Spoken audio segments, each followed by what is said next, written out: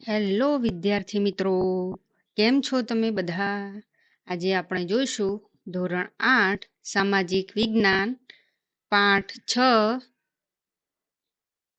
સ્વાતંત્ર્ય ચળવળો તેના સ્વાધ્યાયના પ્રશ્નોના જવાબ.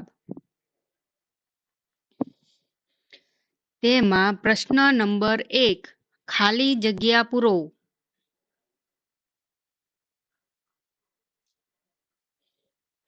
તેમાં પહેલી ખાલી જગ્યા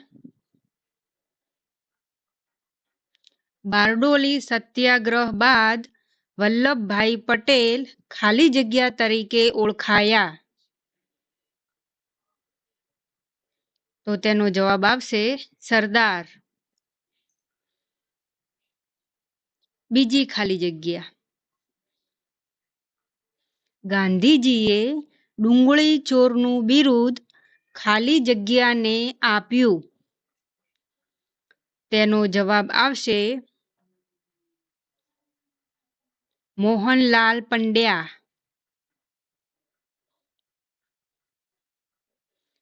ત્રીજી ખાલી જગ્યા ચલો દિલ્હી સૂત્ર ખાલી જગ્યાએ આપ્યું. તેનો જવાબ આવશે સુભાષચંદ્ર બોઝ.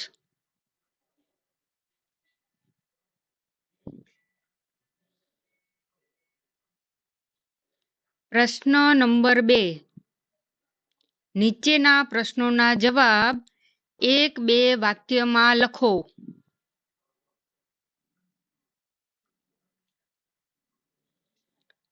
તેમાં પહેલો પ્રશ્ન મવાળવાદી નેતાઓમાં કયા કયા નેતાઓનો સમાવેશ થતો હતો? તેનો જવાબ આવશે વ્યોમેશચંદ્ર બેનર્જી, દાદાભાઈ નવરોજી, ફિરોજ શાહ મહેતા, બદરુદ્દીન તૈયબજી, કે.ટી. તેલંગ, ગોપાલ કૃષ્ણ ગોખલે, દિનસા વાછા વગેરેનો મવાળવાદી નેતાઓમાં સમાવેશ થતો હતો.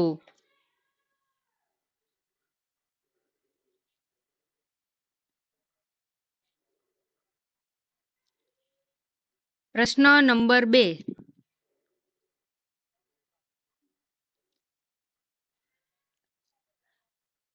ગાંધીજીએ રોલેટ એક્ટને કાળો કાયદો શા માટે કહ્યો? તેનો જવાબ આવશે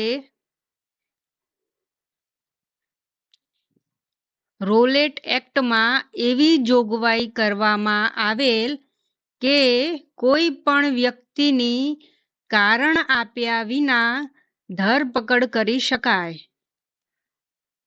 તથા ખાસ અદાલતમાં કામ ચલાવી તેને સજા કરી શકાય. લોકોના સ્વતંત્રતા પર કાપ મૂકતા આ કાયદાનો લોકોએ વિરોધ કર્યો માટે ગાંધીજીએ આને કાળો કાયદો કહ્યો.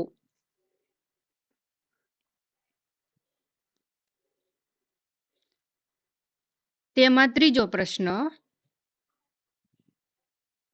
ભારતના લોકોએ શા માટે સાયમન કમિશનનો બહિષ્કાર કર્યો? તેનો જવાબ આવશે આ સમયમાં સાયમન કમિશન ભારત આવ્યું, પરંતુ કમિશનના સભ્યોમાં એક પણ ભારતીય ન હોય.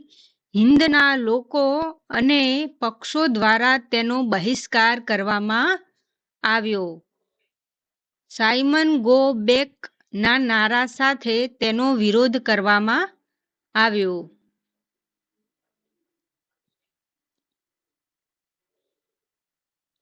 તેમાં ચોથો પ્રશ્ન ગાંધીજીએ અસહકાર આંદોલન શા માટે મોકૂફ રાખ્યું? તેનો જવાબ આવશે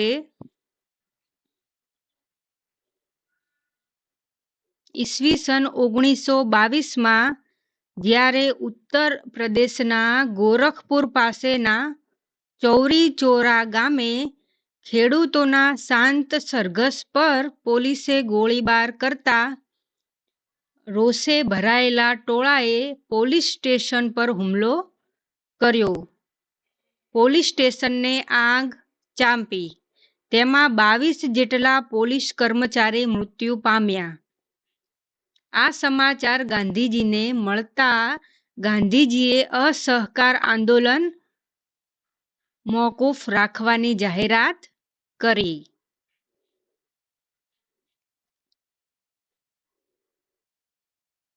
પ્રશ્ન નંબર 3. નીચેના પ્રશ્નોના ઉત્તર મુદ્દાસર લખો.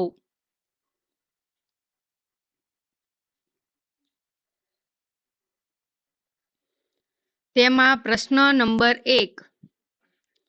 ભારતમાં રાષ્ટ્રવાદના ઉદ્ભવ અને વિકાસ માટે કયા કયા પરિબળો જવાબદાર હતા?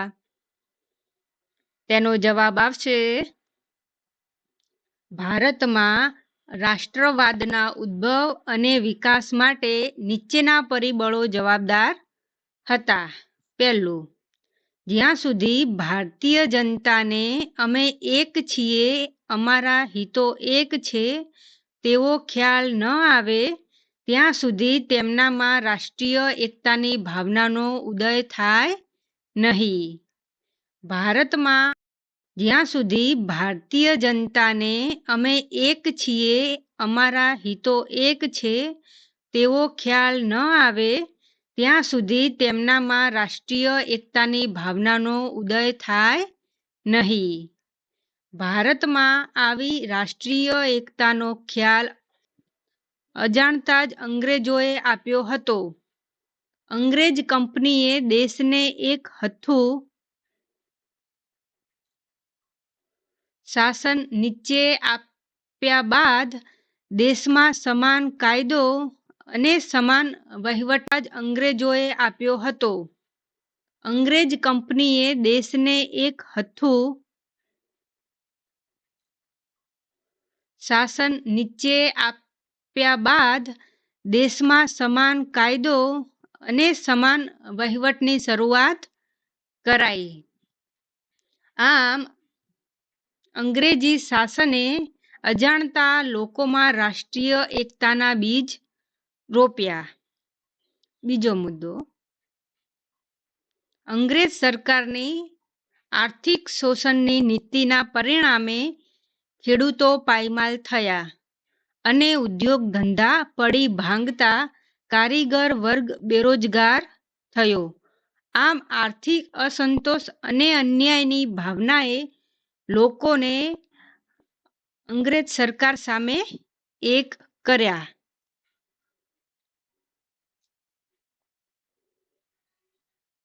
ત્રીજો મુદ્દો, અંગ્રેજી કેળવણીના પરિપાક રૂપે ભારતમાં બુદ્ધિજીવીઓનો એક નાનો પરંતુ શક્તિશાળી વર્ગ ઊભો થયો. પાશ્ચાત્ય શિક્ષણે તેમનામાં સ્વશાસન અને સ્વતંત્રતાની ઝંખના જન્માવી, જેના કારણે શ્રેષ્ઠ વિચારકો અને નેતાઓ રાષ્ટ્રને મળ્યા. ભારતમાં અંગ્રેજી ઉપરાંત હિન્દી, ગુજરાતી, મરાઠી, પંજાબી, બંગાળી, ઉર્દુ વગેરે ભાષાઓમાં ઘણું બધું સાહિત્ય રચાયું. આ સાહિત્યમાં રાષ્ટ્રવાદ, પૌરાણિક ગૌરવ અને વૈચારિક જાગરણને લગતા વિચારો પૂરતા પ્રમાણમાં હતા. રાષ્ટ્રવાદના વિકાસમાં જાગૃત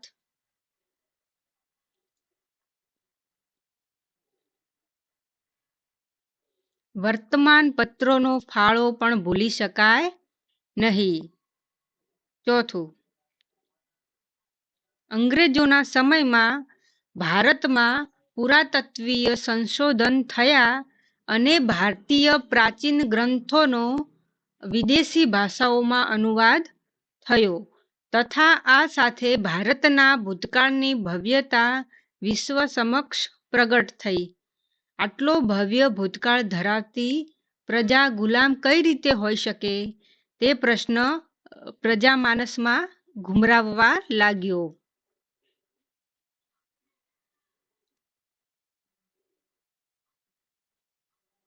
5મો મુદ્દો,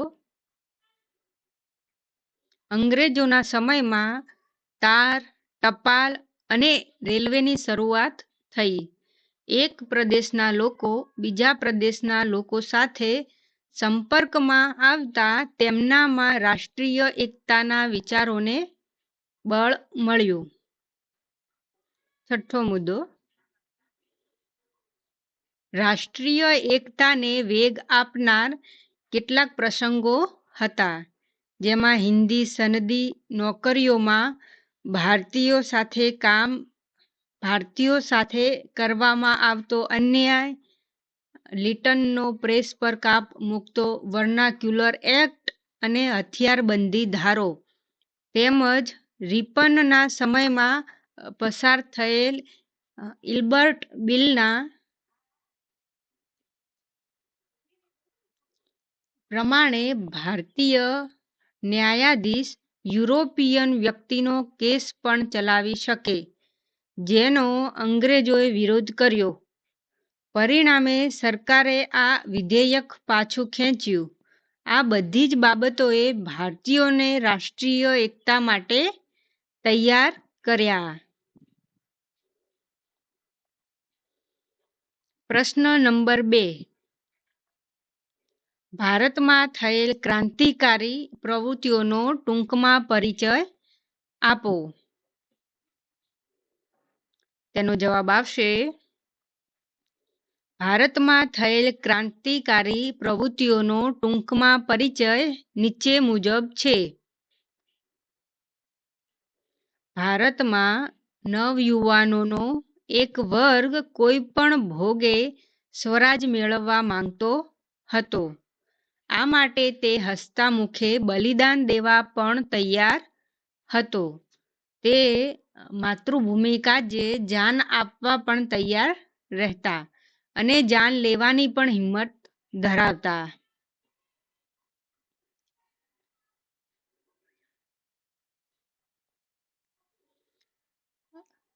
ભારતમાં ક્રાંતિકારી પ્રવૃત્તિની શરૂઆત વાસુદેવ બળવંત ફડકેએ કરી. વાસુદેવ બળવંત ફડકેએ પછાત જાતિઓને સંગઠિત કરી લડાયક તાલીમ આપી.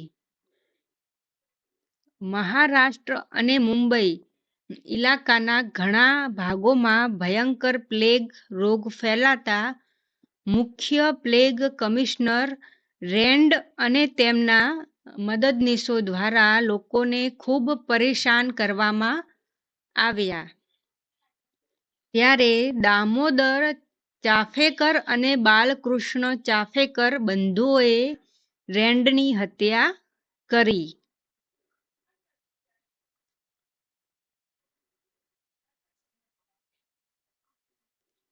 વિનાયકે સાવરકરે ઈસવીસન 1900માં મિત્રમેલા નામની ક્રાંતિકારી સંસ્થા સ્થાપી, જે બાદમાં અભિનવ ભારત તરીકે ઓળખાઈ.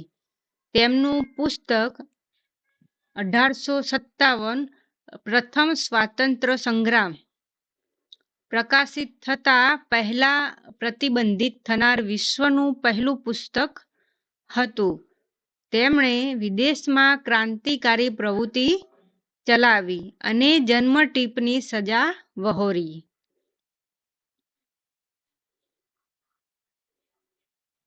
અંદમાન જેલમાં મોકલાયા, જ્યાં તેમની તબિયત બગડતા ભારતમાં નજરકેદ હેઠળ રખાયા.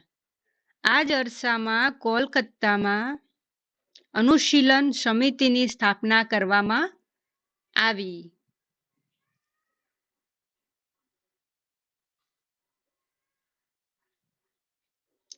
બારિન્દ્ર ઘોષ પછીથી તેના મુખ્ય આગેવાન બન્યા. આ સંસ્થાએ પણ ક્રાંતિકારી સાહિત્ય, તાલીમ વગેરે દ્વારા ક્રાંતિકારી પ્રવૃત્તિનો સારો ફેલાવો કર્યો. ખુદીરામ બોઝ અને પ્રફુલ્લ ચાકીએ બંગાળમાં ક્રાંતિકારી પ્રવૃત્તિ ચલાવી. ન્યાયાધીશ કિંગ્સફર્ડની હત્યા કરવા યોજના ઘડી તેમની બગી પર બોમ્બ ફેંકવામાં આવ્યો, પરંતુ કિંગ્સફર્ડની જગ્યાએ ગાડીમાં બેઠેલ વકીલ કેનેડીના પત્ની તેમની દીકરી મૃત્યુ પામ્યા.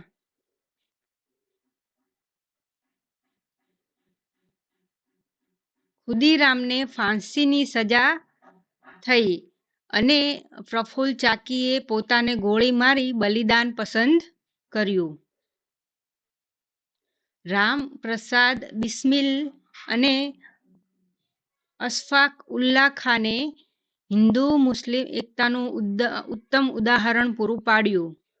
તેમણે કાકોરી ટ્રેન લૂંટની યોજનામાં ભાગ લીધો.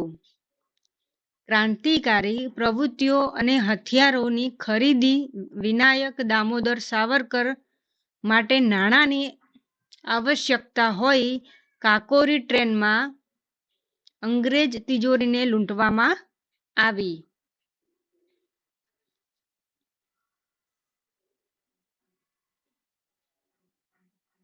અશફાક, રામપ્રસાદ બિસ્મિલ, રોશનસિંહ અને રાજેન્દ્ર પ્રસાદ પકડાયા. તેમને ફાંસીની સજા થઈ. આ સમયે ક્રાંતિકારીઓ વચ્ચે સંપર્કનું માધ્યમ દુર્ગાભાભી હતા. તેમણે મહિલાઓને ક્રાંતિકારી પ્રવૃત્તિઓમાં સક્રિય બનાવી. પોસ્ટરો ચોંટાડવા, પત્રિકાઓ વહેંચવી, અદાલતોમાં કેસ માટે નાણાં એકત્ર કરવા, બંદૂકો ચલાવવી વગેરે ક્રાંતિકારી પ્રવૃત્તિઓમાં ભાગ લીધો.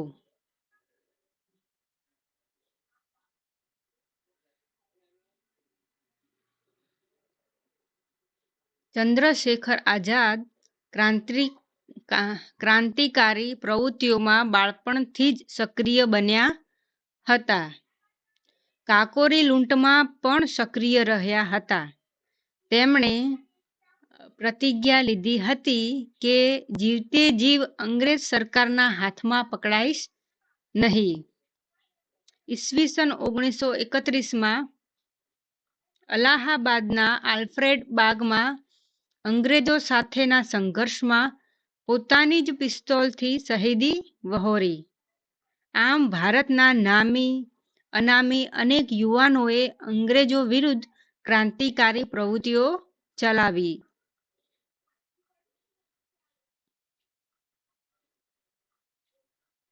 ત્રીજો, દાંડી કૂચ વિશે ટૂંક નોંધ લખો. તેનો જવાબ આવશે ઈસવીસન 1930માં ગાંધીજીએ જાહેર કરેલ કે મીઠાના અન્યાયી કાયદાનો ભંગ કરવા તે યાત્રા કાઢશે. આ સમયે મીઠાના ઉત્પાદન અને વેચાણ ઉપર અંગ્રેજ સરકારનો એકાધિકાર હતો. મહાત્મા ગાંધી અને અન્ય રાષ્ટ્રીય નેતાઓનું માનવું હતું કે મીઠા પર વેરો નાખવો પાપ છે, કારણ કે તે આપણા ભોજનની પાયાની જરૂરિયાત છે.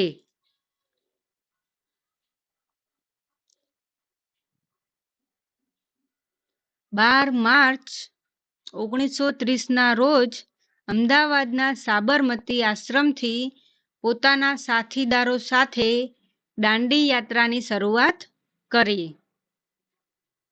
370 કિમી જેટલી કૂચ કરી અસલાલી, બારેજા, નડિયાદ, આણંદ, રાસ, જંબુસર, સુરત, નવસારી જેવા નાના મોટા ગામો શહેરોમાં સભા ભરી 5 એપ્રિલના રોજ સૌ દાંડી ગામે પહોંચ્યા.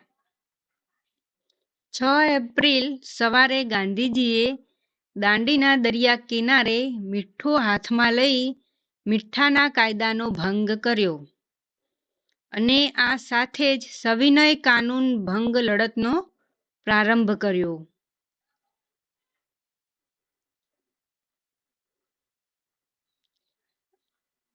દાંડી સાથે મીઠાના કાયદાનો ભંગ કરવાનો સવિનય સત્યાગ્રહ અનેક ભાગોમાં શરૂ થયા.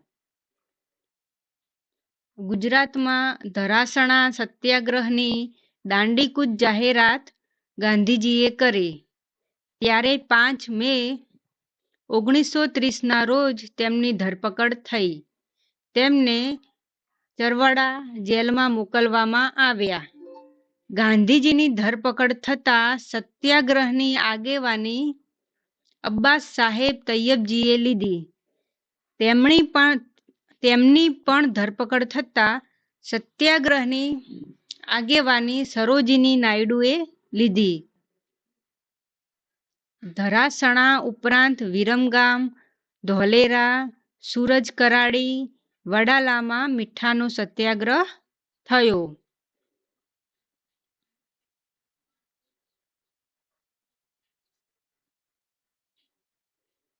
સવિનય કાનૂન ભંગ લડતમાં સ્વદેશી વિદેશી કાપડનો બહિષ્કાર,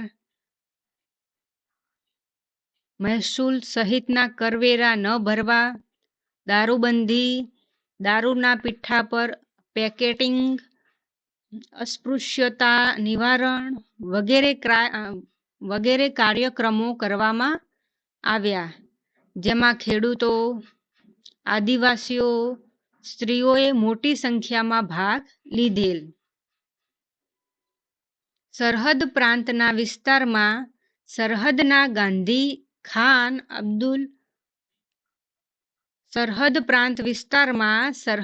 ગાંધી ખાન અબ્દુલ ગફાર ખાનની આગેવાની નીચે ના કરની અહિંસક લડત આપવામાં આવી. અંગ્રેજ સરકારે હજારો સત્યાગ્રહીઓની ધરપકડ કરી આંદોલનને દબાવવા પ્રયત્ન કરેલ હતો.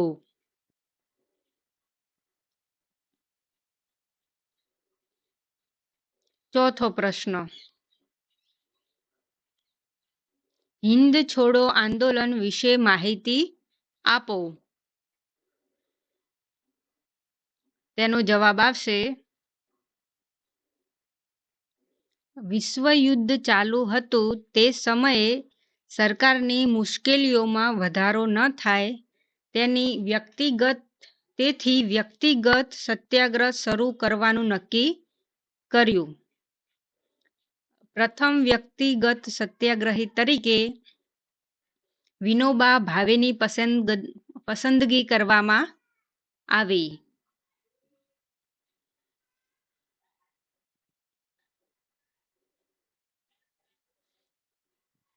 ઈસવીસન 1942માં બ્રિટિશ સરકારે હિંદને મનાવી લેવા માટે ક્રિપ્સ મિશન મોકલ્યું, પરંતુ ક્રિપ્સ મિશન ભારતીયોની સ્વતંત્રતાની માંગને સંતોષી શકે તેમ ન હોવાથી નિષ્ફળ ગયું. પ્રજામાં અંગ્રેજ સરકાર પ્રત્યે અસંતોષ વધતો જતો હતો. 8મી ઓગસ્ટ 1942માં મુંબઈમાં મળેલી કોંગ્રેસની મહાસમિતિની બેઠકમાં અંગ્રેજોને ભારત છોડી દેવા ઐતિહાસિક હિંદ છોડોનો ઠરાવ પસાર કરવામાં આવ્યો.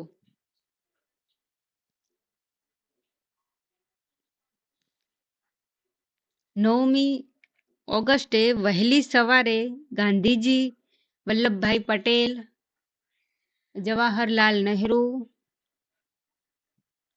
મૌલાના આઝાદ ઉપરાંત દેશના આગેવાન કોંગ્રેસી નેતાઓની ધરપકડ કરવામાં આવી, જેનાથી લડત વધારે ઉગ્ર અને વ્યાપક બની. ખેડૂતો અને વિદ્યાર્થીઓ મોટી સંખ્યામાં આ લડતમાં જોડાયા. દેશભરમાં સરકારી મકાનો, રેલવે અને તાર ટેલિફોનના માધ્યમોને ભારે નુકસાન પહોંચાડવામાં આવ્યું. દેશના ઘણા વિસ્તારોમાં હડતાલો પડી.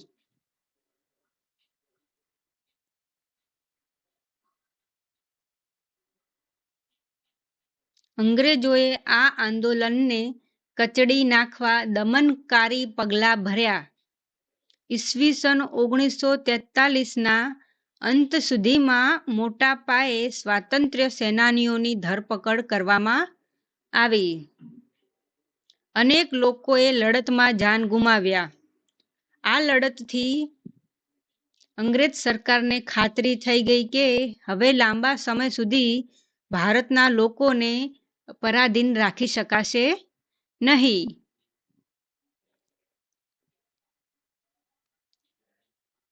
તો થેન્ક યુ વિદ્યાર્થી મિત્રો. અમારી ચેનલને લાઈક કરો, શેર કરો અને સબસ્ક્રાઈબ કરો. ચલો આવજો.